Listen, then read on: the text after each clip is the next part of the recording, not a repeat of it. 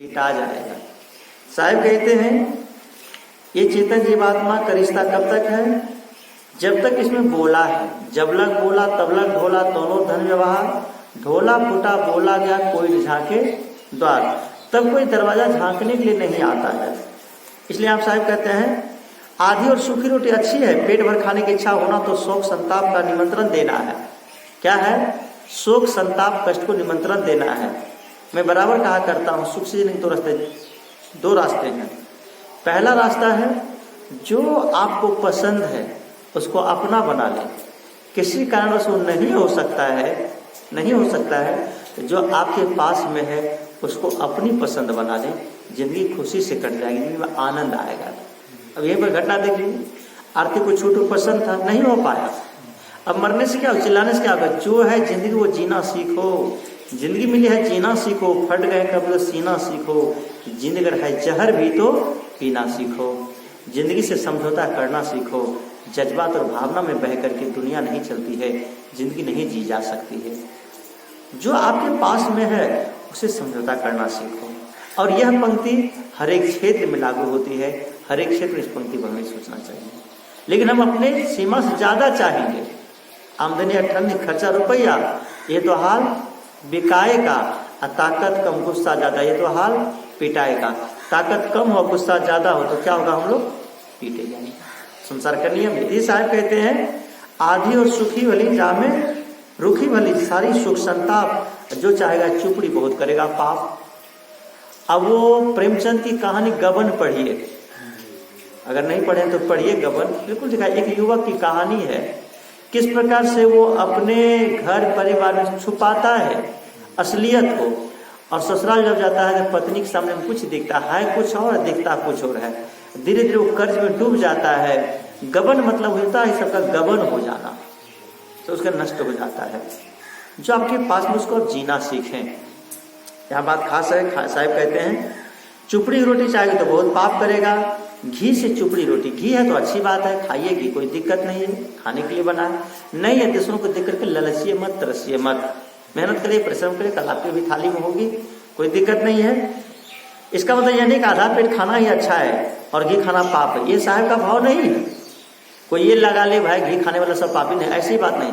ये बात आप देख करके तरसिए मत। मतलब थोड़े पदार्थों में गुजर करना अच्छा है, ज्यादा का लालसा दुखदाई है। और यदि तुम बहुत ऐश्वर्य इकट्ठा करके भोग भोगना चाहोगे तो क्या होगा? बहुत पाप करोगे। परम सत्य है कि ऐश्वर्य भोगने की लालसा वाला गलत काम करता है। मूल आवश्यकता से अधिक धन संग्रह ही होता है। बहुतों का अधिकार छीनकर, हमारे जो दादा गुरु कह सकते हैं हम लोग, दादा गुरु गुरुदेव जी सदगुरु श्री राम सूरत साहब ने एक पंक्ति बहुत सुंदर कहा, तन की भूख तनिक है तृप्ति पाया शेर, मन की भूखा था है तृप्ति न पाए सुमेर।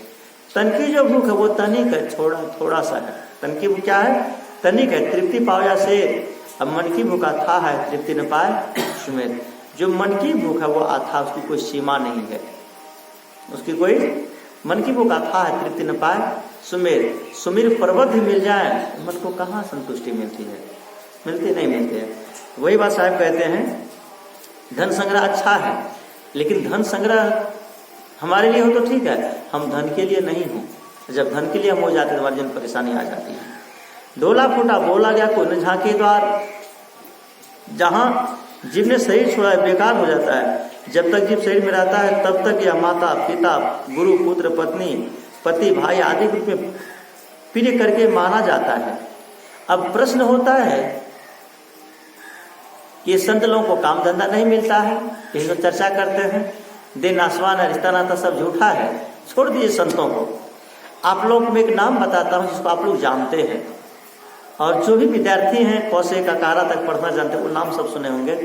रामधारी सिंह दिनकर को, कोई विरक्त सन्यासी नहीं थे, गृहस्थ थे, प्रोफेसर थे, वाइस चांसलर बने, राज्यसभा के सदस्य बने, और हिंदी साहित्य जगत के काव्य और गद और पद दोनों के महान रचयिता बने। राष्ट्रकवि से नाम से संबोधित हुआ। संस्कृति चाणक्य उन्होंने एक महान पुस्तक की रचना की।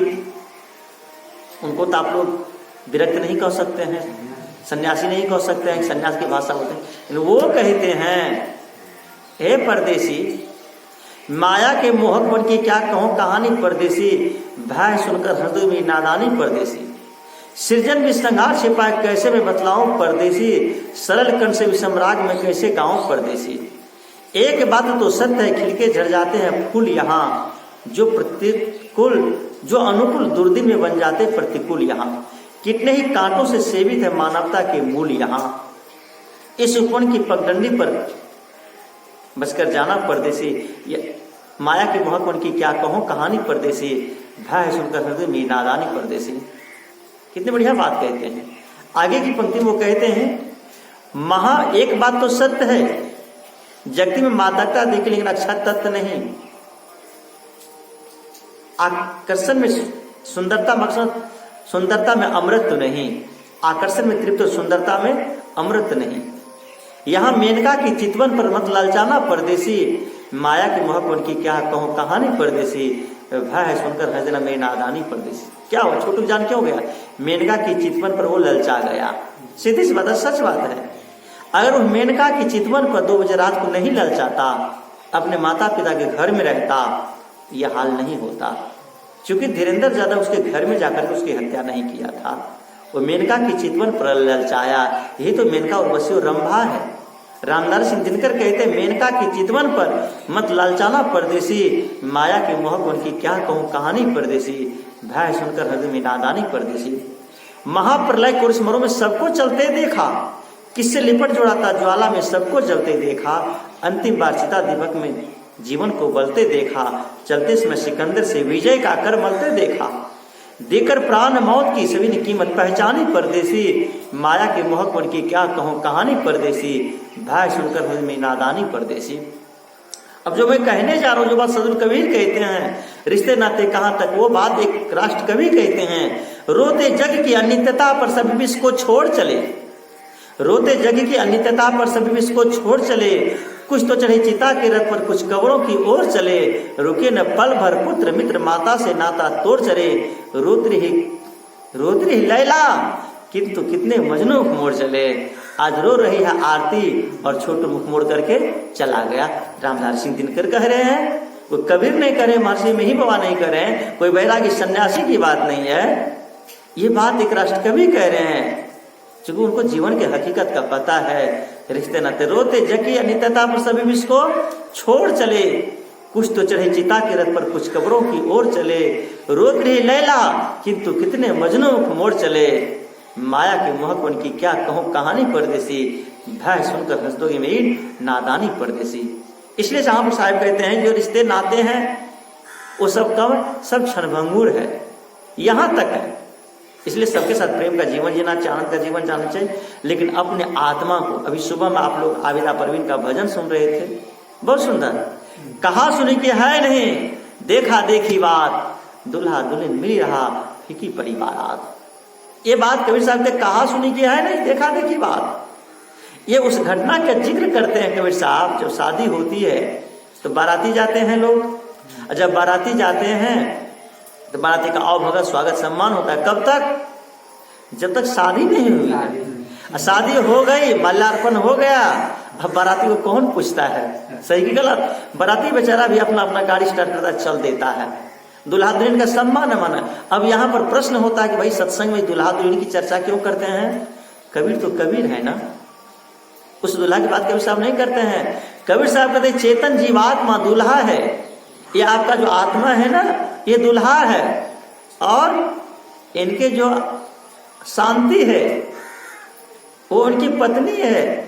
जब इस आत्मा को शांति के मिलन हो जाता है, और ये बाराती कौन सा है? जो मनोवृत्ति बाराती है, इस संसार के भोग वैष्णव बाराती है।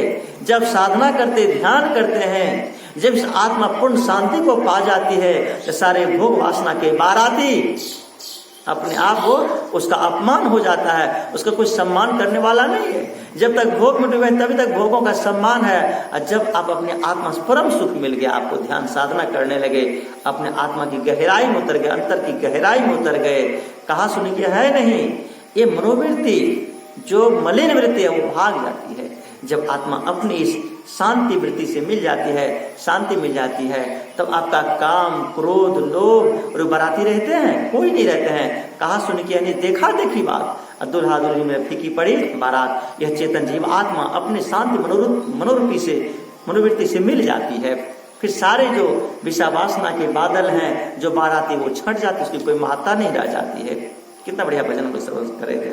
तो वही बात साहब कहते हैं, एक और संत ने कहा, हंस साहब ने कहा है, साथी मित्र गंगा के जल बिंदु पान तक, अर्धांगनी बढ़ेगी माकान तक, गांव समाज के लोग जाएंगे शमशान तक, बेटा हक निभाएगा केवल अग्निदान तक, उससे तो आगे भजन ही है साथी, भजन के बिना तो अकेला रहेगा, कायम न जग का झमेला रहेगा, रे मन मुसाफिर न 2 दिन का मेला रहेगा। ये मेला नहीं रहेगा, रहेगा क्या? नहीं रहेगा, मेला छूट जाएगा। इसलिए यहाँ पर साहब कहते हैं, गुरु पुत्र पत्नी पति भाई आदि के रूप प्रिय करके माना जाता है, और जब जीव देह से निकल जाता है तब देह को कोई माता पिता भाई बंधु नहीं आदि नहीं कहता है। तब लोग इसे कहते हैं कि भैया मिट्टी पड़ी है, अब इसको अत्यंत अंत्येष्टि संस्कार कर देना चाहिए। ज्यादा समय तक घर में मिट्टी पड़ी रहने देना अच्छा नहीं है, तो ये सड़ेगी, बदबू देगी। मृत शरीर का कोई मुख देखना नहीं चाहता कि वो कुरूप एवं बुरा लगता है। तो रात भर किसी लाश को रखना पड़े तो कई लोग भाला बल्लम एवं छुरी कटारी लेकर उसे रखाते हैं। लोगों को भय रहता है कि कहीं वह प्रेत बनकर उठकर चढ़ न बैठे, जिसे हम प्यार से अपने सीने से चिपका लेते थे। उससे ही जीव निकल जाने पर दूर से ही डरते हैं, घिनाते हैं और उसके सामने नहीं जाना चाहते हैं। अंत में जिस देह की ऐसी दयनीय दशा इस शरीर से दूसरे की सेवा और अपने मन इंद्रियों को संयम कर लेता है, शरीर सार्थक अन्यथा या अंत में मिट्टी है। तब मनुष्य को चाहिए कि उसे धन दौलत शरीर जो कुछ मिला है उसे दूसरे की सेवा कर ले और अपनी आत्मा के सारे बंधनों से छुड़ा लो। इसी में उसके जीवन की सार्थकता है। खास बात साहिब का कहने का यहाँ पर है, यह जो शरीर मिला है कल्याण करने के लिए मिला है। जो रिश्ते नाते हैं सबके साथ प्रेम का जीवन जीते हुए अपना कल्याण कर लो। पथिक जी महाराज ने इसी संदर्भ में एक बहुत ही सुंदर पंक्ति, उनका एक भजन है। भजन तो लंबा है, उसमें एक पंक्ति आता है, उसी में है, बहुत शीघ्र अपना उद्धार कर लो, बहुत शीघ्र अपना उद्धार कर लो, जो बन सके पर उपकार कर लो, जो बन सके पर उपकार कर लो, ये आज्ञान की सीमा पार कर लो। देरी लगाना महामूढ़ता है, सकल संत गुरुजन जो समझा रहे हैं, चरिचा भुलाना महामूढ़ता है। बड़े भाग्य से ऐसा अवसर मिला है, निरर्थक बिताना महामूढ़ता है, निरर्थक बिताना महामूढ़ता है।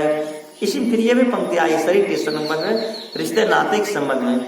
समझ लो ये परिवार कब तक रहेगा, इनका सुखद प्यार कब तक रहेगा, जो माना है अधिकार कब तक रहेगा। समझ लो ये परिवार कब तक रहेगा, इनका सुखद प्यार कब तक रहेगा, जो माना है अधिकार कब तक रहेगा, नहीं समझ पाना महामूढ़ता है।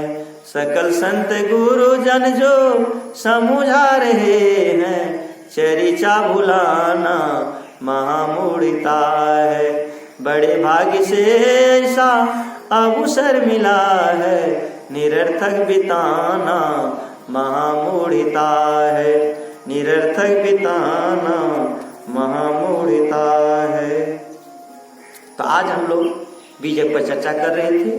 साखी है, सारे नाते जीव के रहते तक हैं, जब लग बोला तब लग डोला, दोनों धन व्यवहार, ढोला फूटा बोला गया, कोई न झांके द्वार।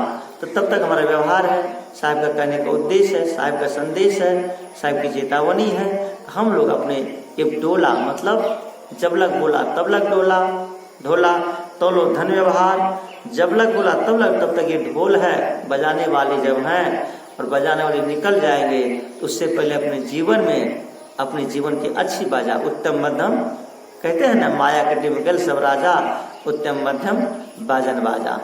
तो अपने जीवन को ऐसा बनाए हम जाने के बाद हमारे कीर्ति रह जाए, हमारी यश रह जाए, हमारी प्रतिष्ठा रह जाए। जिंदगी ऐसी बना दिल रहे दिल साध तो न हो दुनिया में, अगर दुनिया को आए या तो कर दिखाओ कुछ ऐसा, दुनिया करे आप जैसा।